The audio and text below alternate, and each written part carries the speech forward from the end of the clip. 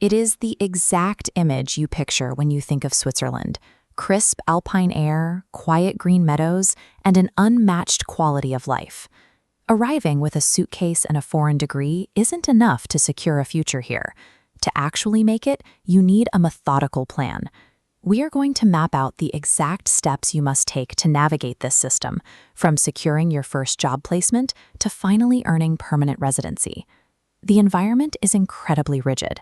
To succeed, you will have to adapt your career expectations, commit to learning a new language, and rely heavily on building a local network.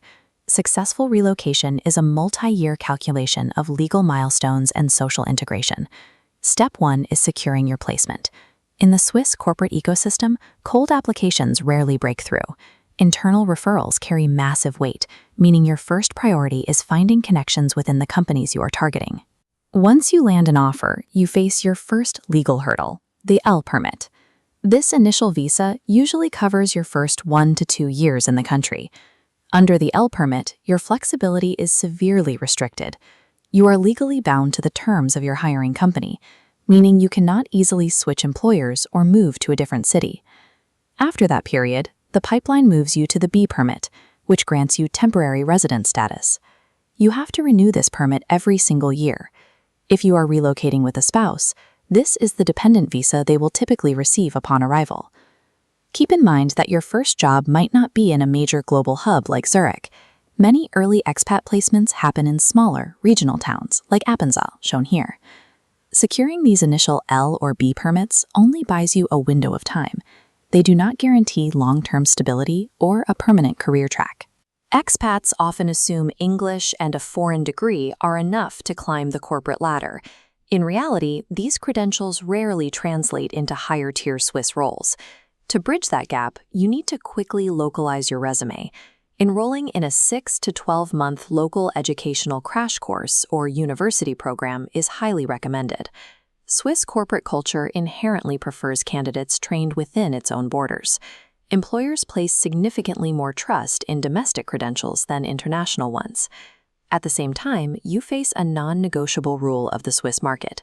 You must start learning German immediately. English might get you hired, but German is required to integrate into the daily office culture. Combining a local certification with language fluency is the only reliable way to transition from an entry-level expat role onto a management track. With a job and an educational plan in place, you need to align your financial expectations with your specific sector. The blue-collar sector here generally consists of physical labor, production jobs, and rigid shift work. This chart breaks down the minimum monthly expectations.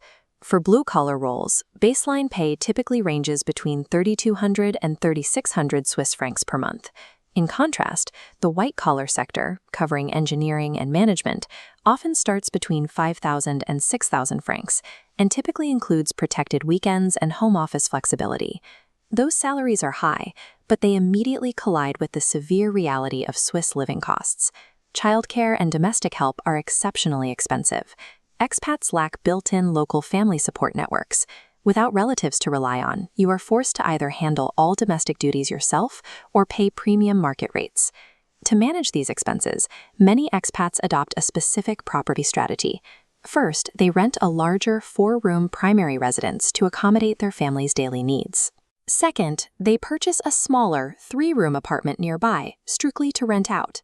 That secondary property generates a passive income flow to directly offset their own living costs. High Swiss salaries are quickly neutralized by extreme domestic costs. Building actual wealth requires strategic, long-term financial choices. The final milestone on this roadmap is the C permit. After 5 to 8 years on temporary visas, you can apply for true permanent residency. This checklist shows exactly what it takes. Beyond the timeline, the strict barrier to entry is a mandatory integration exam. This B1 level German exam is not a formality. You have to prove functional grammar and real conversational ability to pass it.